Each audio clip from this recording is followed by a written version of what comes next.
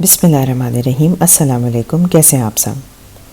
आज जो रेसिपी मैं आपके साथ शेयर कर रही हूँ वो है दावतों वाला दम का कीमा। ये मेरे लिए एक बहुत ही स्पेशल रेसिपी है जिसके कई रीज़न्स हैं। सबसे पहली वजह इसके स्पेशल होने की ये है कि ये मेरी अम्मी की रेसिपी है।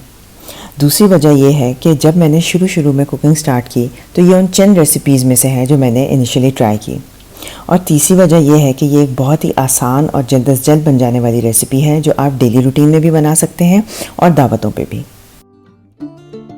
तो चलिए रेसिपी स्टार्ट करने से पहले आप इस वीडियो को लाइक कर लीजिए, मेरे चैनल को सब्सक्राइब कर लीजिए और इसको अपने फ्रेंड्स और फैमिली के साथ शेयर कर लीजिए।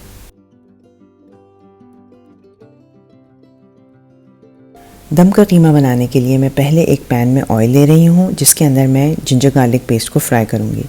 इस स्टेज पे मैंने सिर्फ 2.5 टेबल स्पून ऑयल लिया है क्योंकि आगे चल के रेसिपी में मैं थोड़ा सा घी और ऐड करने वाली हूँ।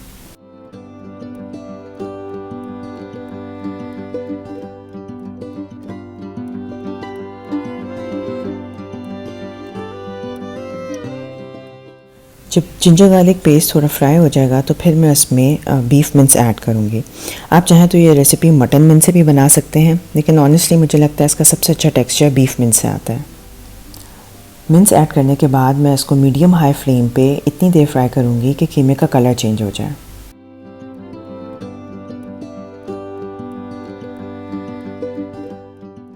फिर मैं मिन्स में ये सारे मसाले ऐड करूँगी जो कि हैं red chilli powder, Kashmiri chilli powder, white pepper powder, ज़ीरा पाउडर, गरम मसाला और सॉल्ट। ये सारे मसाले ऐड करने के बाद हम इसको अच्छी तरह मिक्स करेंगे और उसके बाद पैन को कवर करके 5 मिनट के लिए छोड़ देंगे ताकि कीमा अच्छी तरह गल जाए।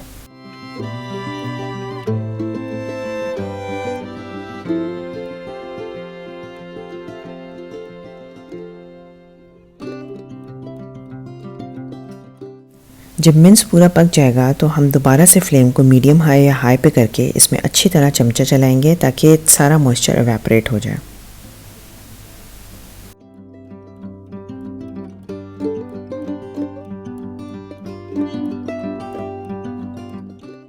इस स्टेज पे आप फ्राइड प्याज को दही के साथ ब्लेंड करके कीमे में ऐड करेंगे और उसे अच्छी तरह कुक कर लेंगे।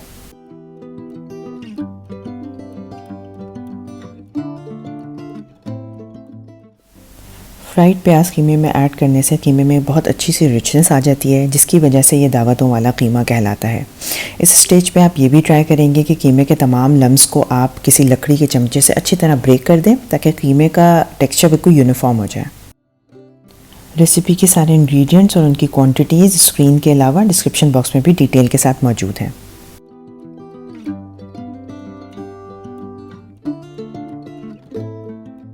जब कीमे का टेक्सचर अच्छी तरह यूनिफॉर्म हो जाए और उसमें से मैक्सिमम मॉइस्चर एवेपोरेट हो जाए तो फिर हम चलेंगे इसके नेक्स्ट स्टेप की तरफ। नेक्स्ट स्टेप में आप 2 टेबल स्पून जमा हुआ घी लेंगे और उसके बाद उसमें बेसन को फ्राई करेंगे।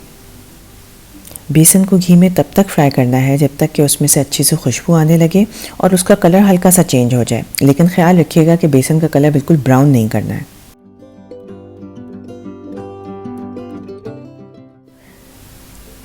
बेसन फ्राई करके कीमे में ऐड करने का स्टेप इस रेसिपी का बहुत यूनिक स्टेप है जो कि इसके फ्लेवर को और उसके टेक्सचर को इन्हांस करने के लिए बहुत ज़रूरी है।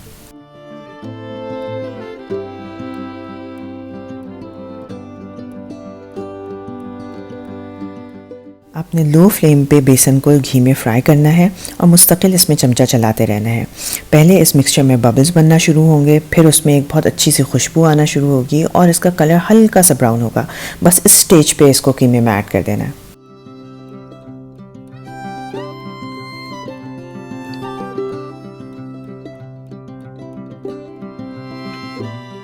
बेसन का मिक्सचर कीमे में ऐड करने के बाद आप लो फ्लेम पे कीमे को थोड़ी देर और पकाएंगे। आप देखेंगे कि जैसे ही ये मिक्सचर कीमे में ऐड किया जाएगा कीमे का टेक्सचर बिल्कुल यूनिफॉर्म हो जाएगा। इसके अलावा भुने हुए बेसन की खुशबू से कीमे का फ्लेवर नेक्स्ट लेवल हो जाएगा। फिर है इसके बाद इस रेसिपी का फाइनल स्टेप, वो ये है कि हम इस कीमे को दम लगाएंगे जिसमें हम एक कोयले को अच्छी तरह चूल्हे पे दहका के उसे एल्यूमिनियम फॉइल पे इस तरह कीमे के अंदर रख देंगे और उस पर थोड़ा सा ऑयल डाल के इसे 2 से 5 मिनट के लिए कवर कर देंगे। फिर आप इसे गार्निश करेंगे अनियन रिंग्स, जिंजर जूलियन, हरा धनिया और हरी मिर्चों के साथ। आप मेरी रिकमेंडेशन पे इस रेसिपी को ज़रूर ट्राई कीजिए। मुझे उम्मीद है कि यह आपको और आपकी फैमिली को बहुत पसंद आएगी। आज के लिए बस इतना ही। मेरी दुआ है कि अल्लाह ताला आपको और मुझे आसानियाँ अता फ़रमाए। अपना बहुत ख्याल रखिएगा, मुझे दुआओं में याद रखिएगा। अल्लाह हाफ़िज़।